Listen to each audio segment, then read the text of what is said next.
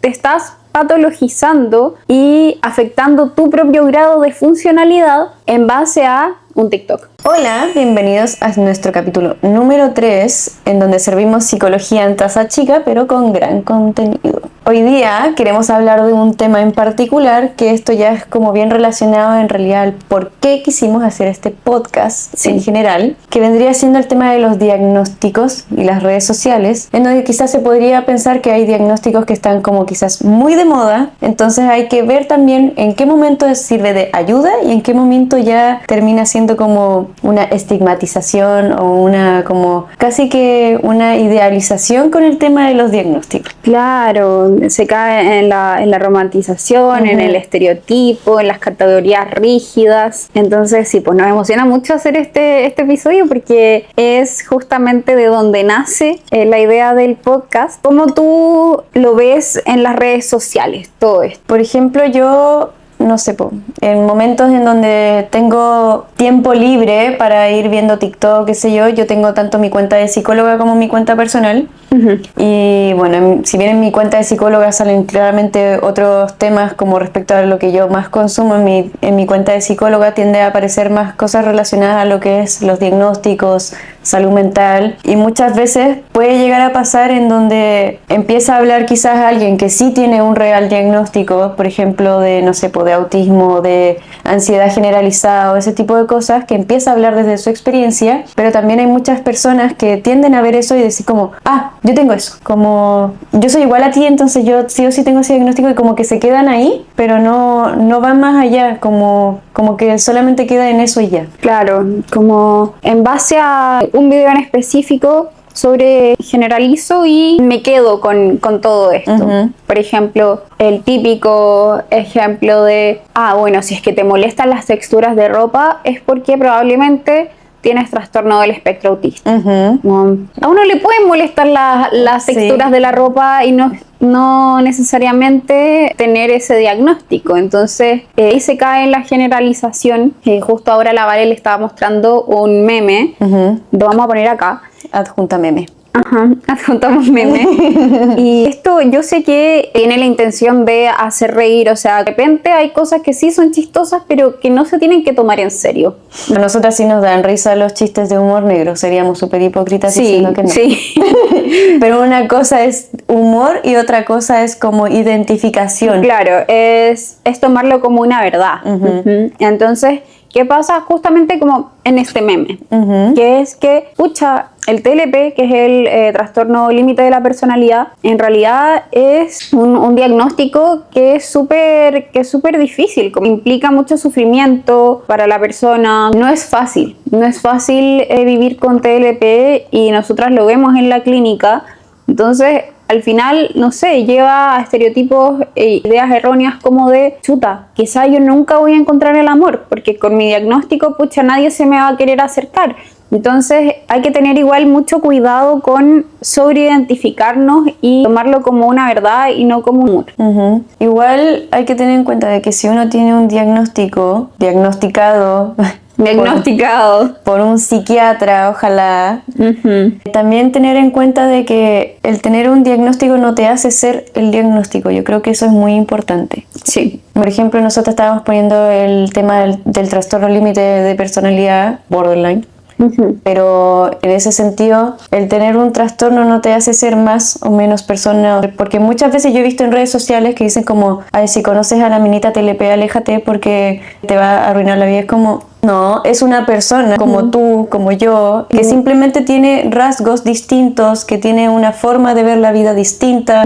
Y una forma de ver la vida distinta porque ella como persona es distinta. O sea, Pepita y Pepito pueden tener el mismo diagnóstico, pero nunca va a ser la misma experiencia. Entonces, también dejar esta visión tan categorial de cómo uno vive el diagnóstico. También, por ejemplo, el tema de la diagnosticación, cuando uno empieza a hablar como del diagnóstico en sí en redes sociales, puede pasar que puede ser tanto un contenido valioso como un contenido que puede ser un poquito perjudicial. ¿En qué sentido puede ser valioso? Porque puede ser una sensación en donde yo me estoy empezando a sentir vista como hoy yo podría tener eso, pero la idea es llevarlo a la acción. Es que tú te sientes identificado con eso y tú crees que realmente quieres una solución o ver cómo se podría sobrellevar la situación, ir en busca de ayuda y no quedarte solo con el video y ya, porque si no puedes quedarte con una, entre comillas, etiqueta de algo que en realidad no vas a saber realmente qué es, simplemente te vas a quedar con lo que viste en un video y ya. Como dijimos anteriormente, si bien puede existir un diagnóstico, la vivencia de ese diagnóstico en una persona o en otra nunca va a ser similar, porque hay muchos criterios, de esos criterios no todos tienen los mismos criterios, hay algunos que se repiten más que otros, sí, Claro. pero nunca va a ser la misma experiencia. Lo mismo con las sesiones de terapia, como pueden tener dos personas el mismo diagnóstico, pero la terapia nunca va a ser la misma también. Claro, porque son personas distintas, vienen de distintos backgrounds familiares, distintas edades. Eso es lo importante, que quede que es valiosa la autodetección. O sea, uno puede ver un TikTok y decir como, chuta, eso sí me pasa. Y utilizar esa información para ir a ver un especialista, onda, al psicólogo o al psiquiatra. También cabe mencionar que nosotras, las psicólogas, no damos diagnósticos. Nosotras podemos dar hipótesis diagnósticas o decir, tú tienes rasgos de esto. Consulta con un psiquiatra, consulta con un neurólogo. Pero claro, usar este video de TikTok como fuente de verdad para darte un diagnóstico puede ser súper perjudicial por distintas razones. Y bueno, yo les quería hablar como justo de por qué puede ser también perjudicial, basándonos en papers. Bueno, en un paper del 2019, que lo vamos a poner aquí abajito, se sacó la conclusión de que este autodiagnóstico puede llevar a errores de sobreidentificación y también de patologización. O sea, como yo me creo, en el fondo es como una profecía autocumplida, yo me creo que tengo este diagnóstico, sin saber en realidad si es que lo tengo o no. Y luego empiezo a actuar esos síntomas. Bueno, como debe ser porque tengo TDAH. Entonces como que te empiezas a sobrefijar en cosas que podría ser como un posible TDAH, que Claro. palabras simples. Trastorno de déficit atencional con hiperactividad. Claro. Entonces tengo TDAH, entonces, pucha, yo no voy a poder realizar esta tarea. O sea, tú mismo te estás patologizando y afectando tu propio grado de funcionalidad en base a un TikTok. Entonces, sí, puede llevar a errores, patologización de lo cotidiano y también, pues que el contenido de redes sociales puede reforzar también con conceptos erróneos de algún diagnóstico, como por ejemplo lo que decíamos antes, como el estereotipo de, bueno, si es que me molesta la ropa, eso quiere decir que tengo trastorno del espectro autista. Sí, entonces ahí qué pasa con el tema como de los diagnósticos, qué pasa cuando se vuelven tendencia. Yo creo que ese es como un punto importante, que no sé, pues muchas veces puede salir por ejemplo, el autismo. A mí me han salido memes como de Homero Simpson, o quizá alguien la haya visto por ahí. Lo vamos a poner acá de todas maneras. ¡No puede! Soy autista. Perdone. ¡Largo de afuera! Soy Ted. Es muy chistoso, ¿verdad? Pero ahí también entra como el tema de la tendencia, como después empieza con la sobrediagnosticación, el tema de ver quizás como posibles factores en donde quizás yo podría sentirme identificada. Es que eso, creo que sin entrar en apuntar con el dedo, como pueden haber usos distintos de la información en TikTok. Creo que el tema importante es como cómo se difunde tan masivamente en redes sociales. Puede ser como, por ejemplo, ya se difunde, pero no hay un real contexto clínico de qué vendría siendo el diagnóstico en particular. Simplemente te lo están dando a entender como por quizás posibles momentos como el tema de la ropa que tú decías. O no sé, por ejemplo, muchas veces me ha llegado gente que dice como, oye, es que yo creo que soy bipolar porque de repente es como que estoy feliz y de repente estoy muy triste, y yo lo vi en un video que decían que eso era tener trastorno bipolar, y es como... Pucha, Sí, po. no. Es solamente una experiencia normal Sí. porque todos los humanos pasamos por distintos espectros emocionales. Si es que te pasa algo triste, vaya a estar triste. Si es que, pucha, tuviste un día increíble, vaya a estar feliz. Entonces, de nuevo, como no son categorías rígidas, como entramos en la patologización de lo cotidiano. Sí, como pasar de ser de una categoría profesional a una identidad o un estilo de vida. Claro. Como que eso pasa. Que la sobrepatologización Eso. puede decir, por ejemplo, a una persona que tenga mucha ansiedad, más de la normal, porque cabe destacar que tener ansiedad es normal. Todos tenemos ansiedad en distintas cosas. Ahí es cuando ya tiene... Y en distintos grados. Y en distintos grados. Entonces ahí uno tiene que ver realmente si es que el grado sobrepasa el umbral, como de si ya te empieza a ser un poco más no tan funcional, que empieza a dominar un poco tu vida, ya ahí ya empieza a ser otro tema. Pero por ejemplo, muchas veces ha pasado que dicen, ya, pero es que yo soy una persona súper ansiosa. Y se sobrepatologizan en eso y después... Soy. Y claro, y el tema del soy. Yo siempre le digo a mis pacientes, es que tú no eres ansiedad, tú tienes ansiedad. Tu persona no es ansiedad, no eres como el monito naranja de Intensamente. Ese es el mejor ejemplo, de hecho, porque ahí ese personaje que es Riley tiene todas las emociones. Ansiedad no es la que predomina.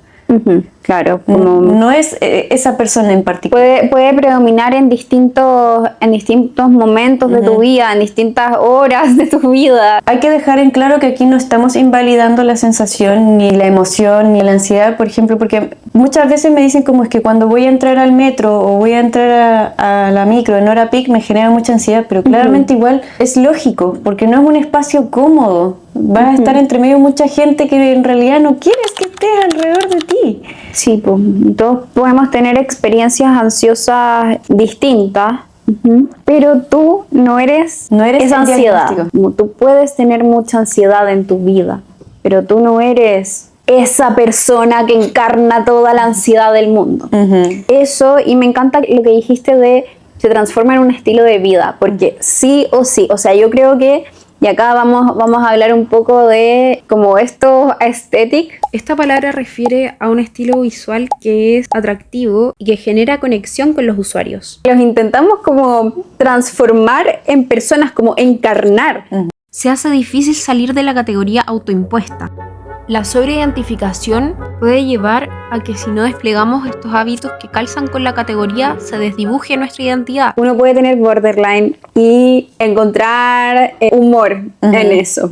Y eso es bacán. Pero ya cuando lo intentas encarnar y ya empieza a afectar tu grado de sufrimiento y funcionalidad, ahí es cuando la cosa ya está mal. A nosotras nos han llegado pacientes que dicen como, bueno, yo creo que tengo bipolaridad, y no lo dicen con una sonrisa en la cara, lo dicen preocupados. Yo creo que tengo bipolaridad. ¿Y por qué lo crees? Y ahí uno empieza a indagar como si realmente puede quizás tener como rasgos o criterios o no. También el tema de la temporalidad es muy importante, como no porque tengas un evento en particular va a ser que ya tengas un diagnóstico definido para toda tu vida. Como para diagnosticar se necesitan hacer un montón de cosas, como tu historia clínica, la anamnesis, en el fondo todos los síntomas que precedieron a que tú consultaras. Entonces llegan estas personas y dicen como, chuta, sí, yo creo que soy bipolar, y detrás solamente estaba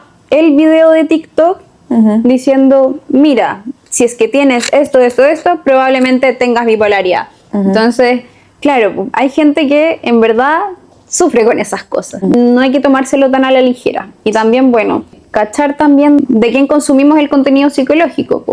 Porque también hay que tener en cuenta de que, por ejemplo, el tema como de la diagnosticación o el tema de identificarse con un diagnóstico en redes sociales, no todo es malo. Claramente tiene aspectos negativos si es que te quedas solo con ese video y ya, pero también tiene aspectos positivos, como lo que tú me habías comentado del tema como de identificarse y si es que te identificas y te preocupas, como ir a ver con un terapeuta o un psiquiatra. Sí, la autodetección. Claro, sirve para la autodetección y ahí ver si realmente uno puede llegar a tener eso o no. El tema de los diagnósticos también sirve mucho el cómo sobrellevar las sesiones de la terapia.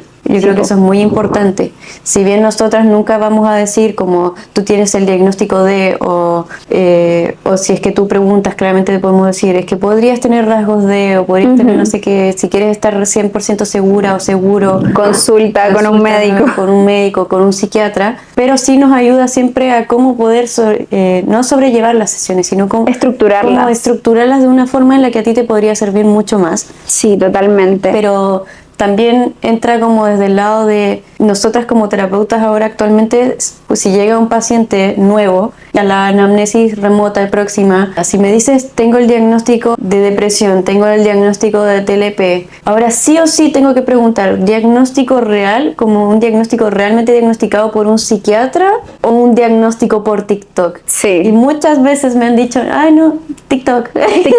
Entonces como ya, ahora vamos a indagar en realidad el por qué tú te identificaste con ese diagnóstico, qué es lo que te llevó a eso, a realmente creer, yo tengo el diagnóstico de sin tener como una opinión clínica, profesional, que realmente te diga si lo tienes o no.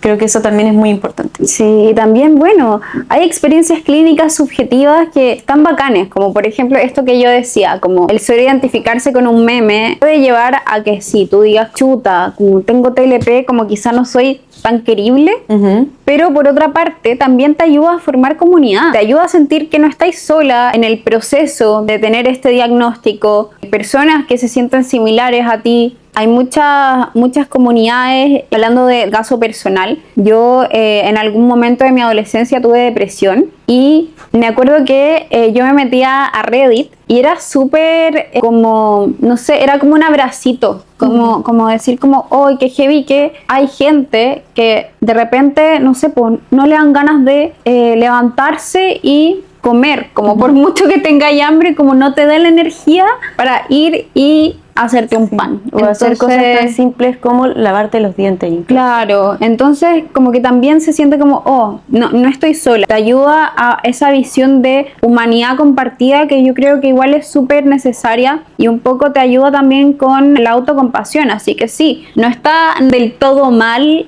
el contenido en TikTok refiriéndose a los diagnósticos. Sino es de dónde tú estás como adquiriendo esa información. Yo creo que eso es lo más importante. ¿Y qué es lo que haces? ¿Qué es lo que haces con respecto a eso? Sí, porque también puede pasar, por ejemplo, que hay gente que está viviendo su experiencia, quizás su experiencia desde la ansiedad generalizada. No sé, el ejemplo que se me ocurrió ahora. Entonces sube videos como mostrando su experiencia, pero siempre hay que tener en cuenta que su experiencia nunca va a ser similar a la tuya. O sea, puede ser similar, pero no va a ser igual. Claro, puede ser similar, sí, me retracto. Puede ser similar, pero no va a ser 100% igual y también tienes que tener en cuenta de que tú estás viendo algo que está siendo grabado, o sea, claro, como hay alguien que se preparó para poner la cámara, así como lo estamos haciendo nosotras, para mostrar cómo es su vivencia, que si uno lo ve en el video claramente sirve, lo visualiza y todo, pero si tú lo ves desde afuera, esa persona se preparó para mostrar algo que quizás sí le pasó, pero no va a ser 100% real. Eso, tener una visión crítica, ser conscientes de lo que consumimos y también de cómo impacta eso a nuestra vida. Si tú te sientes bien viendo esos videos, dices como, chuta, esto me hace sentir una como sensación de pertenencia, de comunidad, está bien. Como la otra cara de la moneda. Si es que por el contrario, sientes que estás patologizando más las cosas que antes hacías normalmente o lo vivías normalmente, quizá hay que dejar de consumir un poco ese contenido. Si es que te está generando más malestar que un bien. Así que eso, pues chicos, como chicas, siempre abiertas a sus opiniones, siempre con respeto. Y si es que quieren que hablemos de algún tema en particular, también lo pueden traer y nosotras lo investigamos y se los decimos. Si es que no están de acuerdo con algo que nosotras dijimos, también es súper válido. Sí, pues está abierto a debate. Yo sé que como estos temas son súper controversiales, como literalmente por eso los elegimos.